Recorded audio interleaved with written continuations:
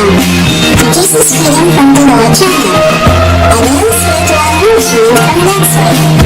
Enjoy watching!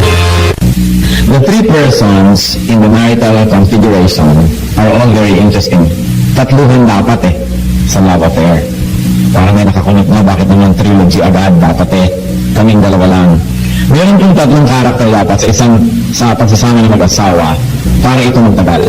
At hindi lang magtagal, ito ay maging ganda, makulay, magbulaklak. Unang-una, of course, not necessarily in order of importance, is man. The man, the male part of the marriage. In Genesis 2:18 in the Bible, the Lord God said, "It is not good for a man to be alone. So I will make a helper suitable for him." So the first person in this whole partnership is man. And of course, the second person is woman. That's why in the first marriage that the Lord himself offered in Genesis 2:22, then the Lord God made a woman from the rib that he had taken out of the man, and he brought her to the man. So dalawa na. And you would think kompleto na yung marriage. Meron pa po. The more important part of this partnership is God himself. Marami pong mga marriages ngayon nagkakagulo kasi yung babae lang at lalaki, hindi nila naisasali ang Diyos. Pag gumagawa ng mga desisyon, sila lang nag-decide, o yung babae lang, o yung lalaki lang, hindi kasali ang Diyos. O kaya lumalabas sila sa mga kautusan ng Diyos, kaya nagkakagulo. If we're going to review all miseries of husbands and wives, mostly they come from leaving God out. Except if they were very godly but going through trial, which is another story. So ang Diyos is the third person in marriage. Dahil una-una siya creator, there could have been no marriage without creators, without the creator himself. So Genesis 1:27, so God created man in his own image. In the image of God he created him. Male and female, he created them. As creator, God is the author and sustainer of the union and the marriage of man and woman. So Matthew 19:6 in the New Testament, it says here about people who are married. So they are no longer two, but one. Therefore, what God has joined together, let man not separate. So ang Diyos pala ang nagtatali ng kasal ng matrimonyo. Ang Diyos mismo, wala nang iba. And God, because He is authority and above all authority, sometimes can be represented by legal personages or by religious leaders. And these are the ones who complete the signing of the documents. So a man, a woman, and a religious leader are a legal, civic, governing personage, representing the economy, the power, the system, the government of God. So, man, as we see here, was made in God's image. Ang ganda-ganda po ng sequence ng thought. Pagka pinag-aralan natin mabuti yung Genesis, God created man in His own image. And then He says, male and female, He created them. So man is part of God's image. Woman is another part of God's image. But man and woman together in matrimony gives you an image of God's unity and completeness. In other words, sabi nila, a man doesn't find completion until he finds his missing rib. It may be very poetic and up to a great extent it can be true, but of course it's not absolute. However, what we're saying is, man was made for woman and woman for man. To the point, sabi nila magkaiba, yung lalaki daw, mostly, umaandar intellect, women, intuition. Kahit magkatabi sa upuan yung babae at lalaki, magkatugma. Diba? Yung mga lalaki may maliliit ang hips, yung babae mas malaki. Yung lalaki naman, laki-laki na shoulder. Ang babae naman, maliit ang shoulder. Subukan yung pagtabi ng dalawang babae, siksikan masyado. Kung dalawang lalaki, for that matter, hindi mo malaman kung saan dadalhin yung balikat mo. Kahit sa ganung configuration, talagang alam natin, they were made one for each other. And it is in the partnership of man and woman, in the context of marriage, that humanity finds completion. To the point that literally, man is one half and woman is one half, and only when they join together is another person born, thus they become one. One in spirit, and also genetically one, because the other one is only one half. What else is a direct participation of God in marriage? The head of the household or partnership in marriage, let's look at that. The woman submits to the man, yan ang utos ng Diyos. Alam ko maraming Pilipina nahihirapan sumunod sa utos na yan ng Diyos. Sabi niya, totoo naman, yung lalaki naman talaga ang ulo sa aming tahanan, kaya lang ako ang leeg na nagpapaikot sa ulo na yan. But the point is, sabi sa Ephesians 5:22, wives, submit to your husbands as to the Lord. Pag may ikinakasal, nakikita natin, isa po sa mga paboritong mga symbols belo. Pag binelo ka na, sabi ng mga kamag-anak na lalaki, naku, na malabala na ng belo ng babae ang ating talo na tayo.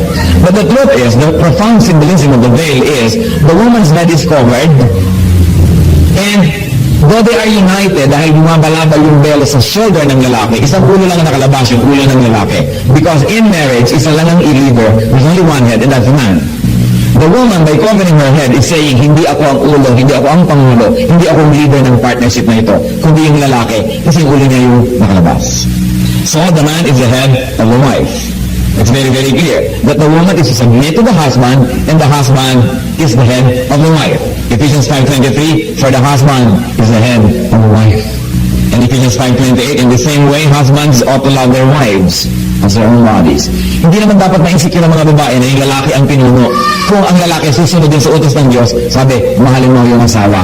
At ang pagmamahal mo sa iyong asawa ay tulad ng pagmamahal mo sa iyong sariling katawan. Pero hindi tumitigil dun yung economy, hindi tumitigil dun yung chain of command. If the woman is submitted to the man ought to submit himself to Christ. Because Christ is the head of every man, even as Christ is the head of the church. Because God is part of the marriage, therefore it is permanent. It is permanent. Why is it permanent? Makikita po natin, meron tayong tatlong signatories aside from the ninongs and ninangs. Meron tayong signatory, yung lalaki, yung babae, at saka yung pare, o yung pastor, o yung imam, whoever, or who is representing God's governance. And so it is crucial, it is very, very crucial that there will be three parties. And bakit permanent? Kung minsan, nagbago na yung isip ng lalaki, ayaw na din sa babae. Kung minsan, nagbago na rin yung isip ng babae, ayaw na rin yung sa lalaki. Kung minsan, pareho sila nagkasundong, ayaw na nila sa isa't isa. Pero, kasali ang Diyos sa usapan. Bakit nung kasali ang Diyos sa usapan, may maghihiwalay, pwera ng Diyos. At bahala na sila sa isa't isa. Kaya ang importante dito, makita natin na ang Diyos kasali sa usapan. And you know what? God doesn't change. God is the same yesterday, today, and tomorrow. Yung desisyon niya kahapon, 5 years ago, 10 years ago, na sumali sa kasalan, desisyon pa rin niya ngayon, at desisyon niya yun hanggang matapos ang buhay ng babae at ng lalaki na yun. That's why marriage is permanent. And people that are not committed to permanence are the people who easily break apart and break up. Yung bang konting-konting dahilan nag-ihiwalay. Kasi sa simula pa lang, pinaghahandaan na yung pag-ihiwalay eh. Kung paano maikukomit yung best mo, maibibigay yung best, kung sa umpisa lang, may reserva ka na. Walang masyadong submission, meron ng prenuptial arrangements. Yung mga kamag-anak na mga sulusol, sabihin, pag tayo, tapakan mo. Paglabas sa simbahan, yun ang yung paa mo lumabas. Para ikaw ang bigas, ang talo, para ikaw ang dominant. Yung hindi godly na mga advice. Dapat ang ina-advise natin, surrender to each other because in love, both of you are captives of each other. Nobody should really win. Pero ang tinuturo na iba, ikaw manalo. Yung kabilang partido, yun na ituturo. So all throughout life, there's an adversarial relationship between husband and wife. Nagiging contest. And when it tends to be a contest, people become very, very selfish. Siyempre, contest na yun eh. Kaya dapat mo natin isipin that marriage is permanent. And marriage is not a contract. Because God is there, marriage is not a contract. Nakalagay sa papel, marriage contract. Dapat palitan yun. Marriage is not a contract. It is a covenant. Ano ba yung contract? Sa contract, dalawang partido. Gawin mo yung parte mo, gagawin ko yung part ko. Pag hindi mo ginawa yung part mo, pwede ko na hindi gawin yung part ko. So, hindi ka naman nag-entrega, so hindi na ako magmatikim lang ng kape mo. Hindi ka naman nice, so hindi na rin ako nice. Hindi ka naman mabait, so hindi na rin ako mabait. Pero, contract yun eh. Parang supplier. Hindi ka naman nag-supply, hindi ako magbabayad. Ang usapan natin ay ang idadalhin mo mga produkto, dilaw, hindi na lang mag-blue. Pwede na ako hindi magbayad kasi hindi mo sinunod ang kasunduan.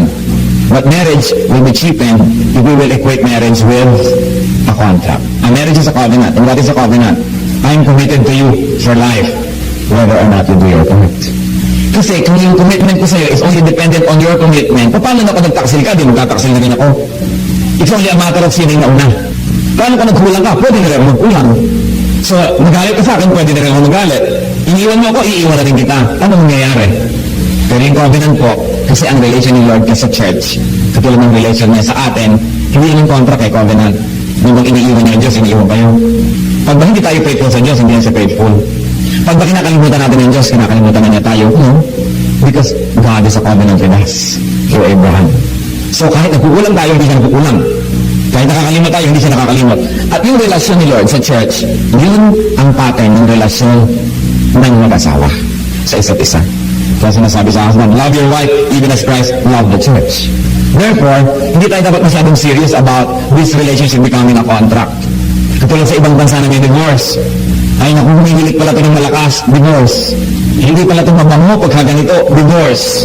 May ganito pala siyang habit, divorce.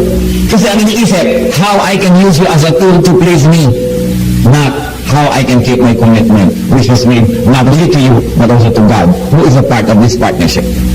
Dapat mo natin tandaan, ang mag-asawa man, magkasundo maging walay. Magbago man ang isip nila, magbago man ang pag-ibig nila, ang Diyos hindi nagbabago. At kasali siya sa usapan. Kaya hindi siya dapat ipuwera pag nagkakagulo. Sa katunayan, kaya siguro nagkakagulo, dahil ipinwera siya. Kung hindi siya masyadong isinasama. So, marriage is not a contract but a covenant. Therefore, consult with God. When you make decisions, consult with God. God is an active part of the marriage. Now, what are the sublime goals of marriage? Marami mga goals. Pero may malalim, may mababaw. Ang pag-usapan ko natin yung malalalim, yung dahilan ng pag-asawa, yung goals of this partnership between man and woman. Of course, it's for happiness. It's for help. Sabi, I will make a helper fit for him. In much the same way, man is a helper of the woman. Hindi naman yung babae lang yung helper. Minsan, ang hirap-hirap ng for this marriage to work dahil hindi fair. Noong araw na ang mga lalaki lang yung nagtatrabaho sa labas ng bahay, ang mga babae nasa bahay full-time, pag ganyan sasabihin mo dapat na walang trabaho. Ano hindi ba trabaho yung maging tubero sa bahay, maging nurse, maging janitress, maging cook, maging lahat-lahat. Sasabihin ko sa iba, wala mo akong trabaho. Ano akala niyo sige nagawa niyo araw-araw sa bahay, hindi trabaho. Yung trabaho, walang sweldo. Pero may trabaho. Pero dapat yung mas maging tender na yung mga men with the women, hindi katulad ng mga nauna natin generation na parang mga si Julius Caesar, ang mga asawa. Kung minsan pareho naman kayong working, pareho kayong nasa labas ng bahay, hirap na hirap. Pag uwi, ang babae pa ang dadaan sa supermarket o sa talipapa, wherever, siya pa ang magluluto. Habang ako, siyempre, nanonood naman ng TV, nagpapahinga naman si lalaki. At pag dulog, hain naman itong babae, pagkatapos tayo na naman ulit ang lalaki at nanonood na naman ng TV habang ang babae ligpit ng ligpit. At kung walang mga katulong, nagbababad ng labada o naman lang siya na isusuot bukas, siyempre, nakahiga na si Mr. Hindi ko na, nagyayaya na naman. So, hindi na matapos-tapos yung babae. Ang sabi ng Panginoon sa lalaki, love your wife as you love your own body. Napakahalaga. Mabuti ng mabuti kung full-time housewife, ay kung minsan hindi na uswa yun eh. Because of the needs ng pamilya, pareho merong trabaho. Ito dapat nagtutulong. Hindi nababawasan ang pagkamacho kung naghuhugas ng plato. Hindi nababawasan ang pagkalalaki kung nag-aalaga ng bata. Yung mga tribal times na yung mga babae mag-aalaga ng bata dahil yung lalaki mahawak na si bat dahil baka sila sumuli ng kabilang tribo, yung huwag ka mag-alaga ng bata pero hindi mo na kailangan ng iba. Pwede na. Kaya napakahalaga po yung ganun yung mag-evolve na definition natin ng relationship. Actually, hindi mo kailangan mag-evolve eh. Balikan nyo lang yung kinasabi sa Bible. Kaya lang napakalayo natin kumisan sa sinasabi ng salita ng Diyos. Kumisan tayo napaka-religyoso pero malayo tayo sa salita ng Diyos. Religiosity and spirituality are seldom the same. It is very important to go back to the basics of what the Bible teaches us. So that is a blind goal, to be happy. And another sublime goal of the partnership is, of course, procreation, raising up a family. To populate the earth, not with just earthlings, to populate the earth with worshippers. Bakit ba nilikha ng Diyos ang tao? Para sa worshipin. So dapat, habang pinaparami ang tao sa planeta, dumadami ang worshipper. Therefore, it becomes a divine obligation of man and woman, husband and wife, not only to raise up children, not only to raise up intelligent children, but to raise up godly worshippers. It's important. If you don't win for Christ, the youth, early on, they can become your enemies tomorrow. And the greatest enemy can come from your very own household. That's why you've got to go back to the very basics of what God's Word teaches us. What about man and woman with God? Kanina kasi man and woman lang eh. Ano ba yung goal nila together? Now, man and woman on one part and with God. Ano ba yung goal? The goal of marriage is worship. Bakit ba binigyan si Adan ng babaeng makakasama? Para makatulong sa kanyang pag-manage ng resources ng planeta, para makasama niya sa pakipag-fellowship sa Diyos, para makasama niya sa worship. It's very crucial. What else? Man and woman with God. The higher goal of marriage is righteousness and holiness. Bakit? Sabi ni Paul, si Paul kasi single eh. Sabi niya, well, yung mga gusto sa inyo mag-serve kay Lord nang wala ng mga iba pang aalalahanin, I just will stay single. But, sabi niya, if you are aflame with passion to the point that you will commit sin, marry. Ibinigay yung institution of marriage para yung ating very legitimate physical needs and physical desires may be met. Wala nang excuse ang isang taong may asawa na humanap pa ng physical pleasures outside of the marriage, kaya nga siya binigyan na ng asawa. It's already a perversion of God's design when any part of this partnership begins to look for physical fulfillment outside of marriage. Sa Leviticus 11:44, sabi ng Panginoon, I am the Lord your God, consecrate yourselves and be holy, because I am holy. So it's saying higher goal, worship, righteousness, holiness, and also fellowship. Fellowship with God. Man and woman together, fellowshipping with God. Hindi yung woman lang ang fellowshipping with God. Dito sa ating bansa, mayroong kakatuwang hanap ang maraming kalalakihan na ang relihiyon pang babae. Kaya magpupunta sa church ang buong pamilya, pagka ang sermon, lalabasan yung lalaki, maninigarilyo sa labas. Merong mga padasal-padasal ang mga pamilya, pag magdadasalan na, maglalabasan na yung mga lalaki, ang matitira yung mga babae at bata. Parang ibibigay natin yung spiritual leadership sa family sa babae. Hindi yun ang utos ng Diyos. Ang inutusan ng Diyos, ang maging spiritual leader ng pamilya, yung lalaki. Society is in disarray because men and women are abandoning their God-given duties and positions. So, man and woman together should fellowship with God through prayer, through devotion, through service. One of the deepest ways to fellowship with God is to do His work side by side with Him. Minsan iniisip natin, paano ba ako makikipag-fellowship sa Diyos? Paano ba kayo makikipag-ulayaw sa Diyos? Naroon na magdasal, naroon na malahimik, naroon na kumanda, lahat yan maganda. Pero wala pong mas malalim na paraan ang pakikipag-fellowship sa Diyos kesa gawin mo yung trabaho ng Diyos. To seek and to save the lost. Para yung mga ibang working mothers, hindi sila naiintindihan ng mga anak nila, so sometimes dinadala nila yung anak nila sa office or sa workplace. Because once they get to the workplace, the children begin to understand what their mothers do outside the house. And because of that, they have familiarity with what she does, mas naiintindihan nila.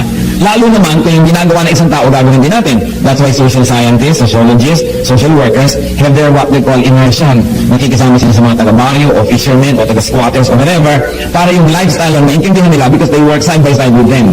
Gusto natin maintindihan ng Diyos, gusto natin sa makilala ng mas malalim, sumama tayo sa kanyang trabaho. Maglingkod tayo sa kanyang tapat. Sumama tayo sa kanyang ministrations and we will fellowship with Him in a deeper way. Not all religious services are godly services. Kaya kailangan hinihiwalay po natin yung religion from spirituality. Yung iba naman habit na lang. Yung iba na lang nakasanayan. Yung iba aaten ng religious services para lang umaten ng graduation o laureate or whatever. Nandun lang sila dahil sanay ng mundo. Pero pag uwi, tanongin mo, anong natutunan mo? Ewan. Tungkol sa Diyos. Walang masabi. Paano lumilipad ang isip habang nasa loob? Kaya napakahalaga po that we not only become religious, but we really become spiritual. If we should know God, if we should know the Bible more, ignorance of the Bible is ignorance of God. Because what we ought to know about God is revealed in His Holy Word. And then, ultimately, what is the final goal of this partnership between man and woman, and then between these two and God? Eternal life with Christ. Yung pag-aasawa is a sample of completeness. Di po ba kulang na yung lalaki, kulang yung babae, so the Lord deemed that they should be together in marriage para maranasan naman nila, sample pa lang, parang patikin yung ibig sabihin na maging complete. And that is meant to make man and woman long for the real and deeper sense of completeness, and that is eternity with God. Kung masasarapan kayo na may kasama kayong asawa, dapat yun lalong maging dahilan para tayo maghangad na makasama natin ang Diyos. Kasi yung kapwa nilang tao na may pagkakamali, may pagkukulang, yung masarap kasama. Yun is meant to tell us what we're missing. Naglago naman ng Diyos. Kaya yung pagsasama ng mag-asawa is meant to prepare them for eternal life. Eternity is very important. At pagka ang pareho ang mag-asawa ng eternal life, they know that they are under the grace of God through the Lordship and Saviorship of Jesus. They know, kahit mamatay yung isa, mauna yung isa, medyo masakit, but you are not hopeless dahil alam niya makikita kayo muli. At sa pagkikita muli na yung ang nangyayari, hindi lang siya ang makikita mo, all the saints and God Himself. Marami pong mga tao pag nawala ng asawa, talaga naman parang pinagtakloban ng langit at lupa. Parang nawala na ang lahat-lahat. Yung iba nagagalit pa sa Diyos, nagtatampo sa Diyos. Samantala, ang dapat natin gawin, kung sakaling nawala yan, magpasalamat tayo kahit sandi nakahiram tayo sa Diyos. Ganun din, kahit anak, nawala ang ating anak, dapat tayo magpasalamat, salamat po nakahiram ako. Dahil hindi naman kayo ipinanganak kami kasamang asawa, hindi naman kayo ipinanganak kami kasamang anak. We brought nothing into the world, that's what the Bible says, and we will bring nothing out of the world. So whatever we enjoy is only borrowed from God. Hiram. Yung mga tagal na pinahiram, sa halip na magpasalamat ng binawi ang pinahiram, nagalit at nagtampo pa. Kaya dapat po iniisip natin yung kung magkakaroon ako ng very special joy and sense of completeness dahil may asawa ko, ano pa kung si Kristo ang aking kasama? Ano pa kung si Kristo ang aking kaulayan? Sabi sa John 3:36, whoever believes in the Son has eternal life, but whoever rejects the Son will not see life, but the wrath of God remains in him. Napakahalaga po sa marriage, hindi lang yung ang goal natin. Magkabahay, magkalupa, magkabilang kotse, makapagpatapos ng mga anak. All those are nice goals. But remember, no matter what you do, life will end. Life on earth will end. Kung nung araw, nag-aaral kayo, pinaghandaan nyo ang magiging kurso nyo, nag-invest kayo ng panahon sa pag-aaral. Pagkatapos, pinaghandaan nyo din ang pag-aasawa, yung iba nag-save, talagang nagbuwa nito at bumuha niyan para maging handa.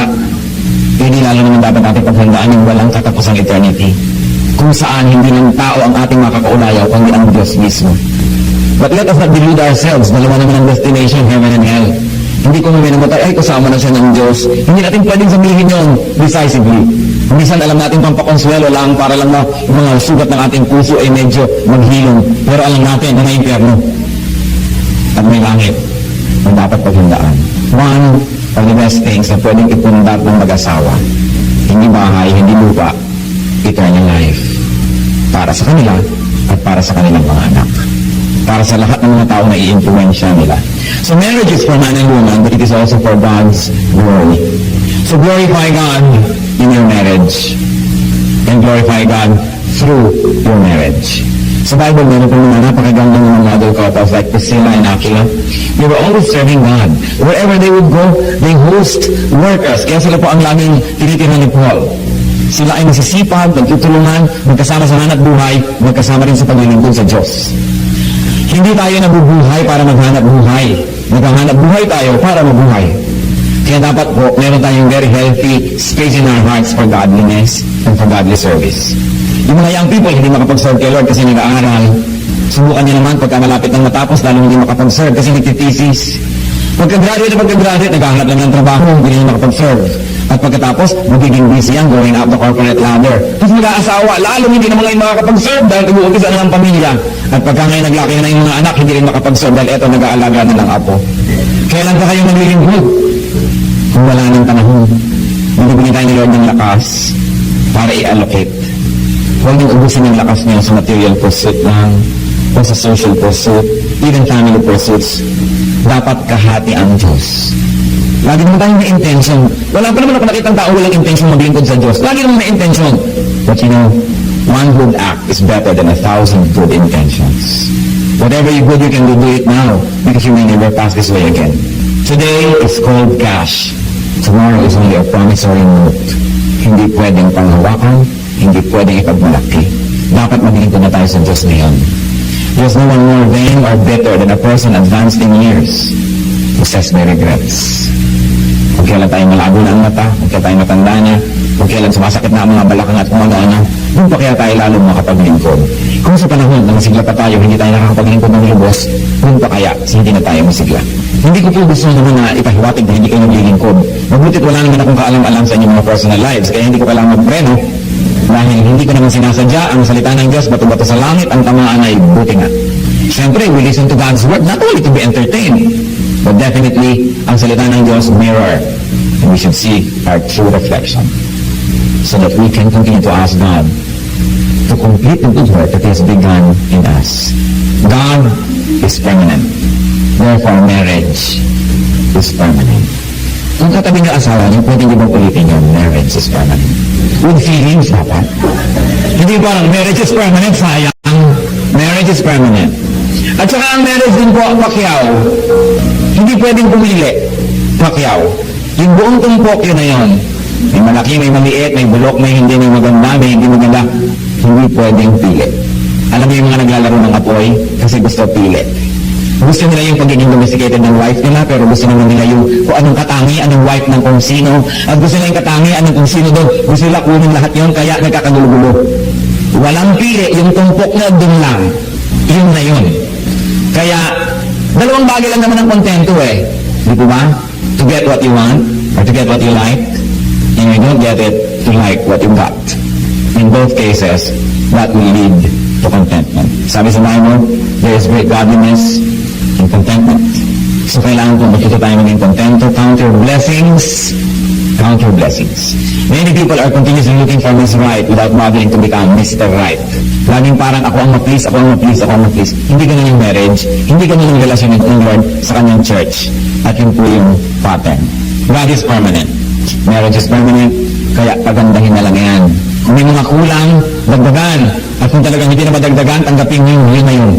Kailangan, hindi na hinahanap pa sa iba. Enjoy. Do not endure marriage. And very important po sa marriage, acceptance. Mapapansin nyo siguro, hindi kayo siguro magdi-disagree, sa pagtagal ng panahon, yung akala nyo pinakasalan nyo, iba pala. Meron din pala kayong mga illusions about the person, hindi pala siya yung totoo. So, nadidiscover nyo yung totoo, at yung totoo na yon, patuloy na nagbabago. Yung totoo 5 years ago, hindi na rin totoo ngayon. Halimbawa, 5 years ago, meron pa siyang kilay, ngayon, drawing na lang. Eh, ganun talaga ang buhay. Nagbabago. Yung pinakasalan niya siguro, close-up smile, ngayon, nakababad na sa baso ang ngipin. Kasali yan sa pagbabago ng mundo. Napaka-unfair eh. Napaka-unfair na ating concept of beauty. Para sa atin, ang maganda yung nagtatagumpay labanan ng force of gravity. But you know that as we all grow older, we give in to the forces of nature.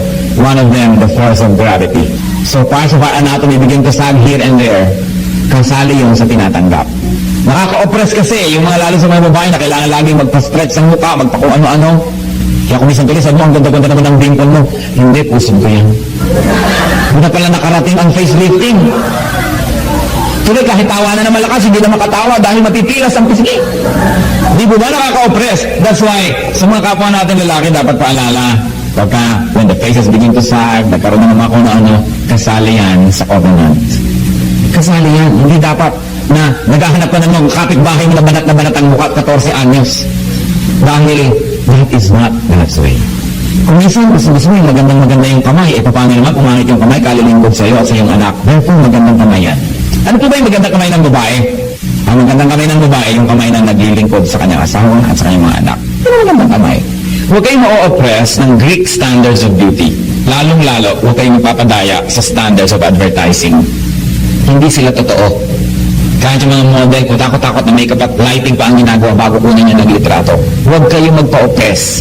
Meron man dyan totoo bihira. At siguro hindi nag-aalaga ng asawa at anak, hindi nagkukod-kod ng mga kawali at mga kaldero, hindi siguro naglilinis sa mga talaba, at hindi nagkukuskus sa mga banyo. So maganda man ang daliri nun, doubtful kung magaling nakasama sa bahay. Bagamat, hindi naman kapintasan kung nakapaglingkod na kayo, maganda pa rin yung kamay nyo dahil na-maintain nyo. Pero hindi pangit ang kamay na naglilingkod. Yun ang magandang kamay. God is in marriage, so keep marriage sacred. Sabi sa Hebrews 13:4, marriage should be honored by all and the marriage bed kept pure. For God will judge the adulterer and all the sexually immoral. Huwag po kayong magpapadala sa mga pananaw ng sanlibutan. Alam niyo naman, sikat na sikat yung maraming asawa, yung maraming ganito at ganon. Hindi yan. Pag umuulan na ng asupre at kumukulog at kumikidlat at bumubuka na ang lupa, sa Diyos kayo tatawag. Hindi sa mga tagahanga natin, sa ating mga kahangalan. Kaya yung mga sinahangan, wow, bilibili na kung saan, dami-dami niyang asawa, yun ang unang tanaman ng mga kidlat. At pag kayo nanganganib, hindi kayo pwede humingi ng tulong doon, sa Diyos kayo tutulong. Kaya bago dumating ang panganib, obey God and live according to God's law. Because we will all face God. As sure as we were born, we will die. And we will meet our Maker. Ang pinakamalaki pong ibinigay sa tao ng Diyos na dapat niyang alagaan ay hindi ang planeta, hindi ang continent, kundi ang kanyang asawa. Some of you are very good fathers, but the first step to becoming a good father is to become a good husband. To become a good husband to your children's mother. Ganun din po yung mga nanay.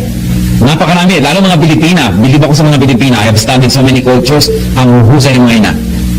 Pero kung minsan sa husay na ina, nanineglect na rin yung mga husbands.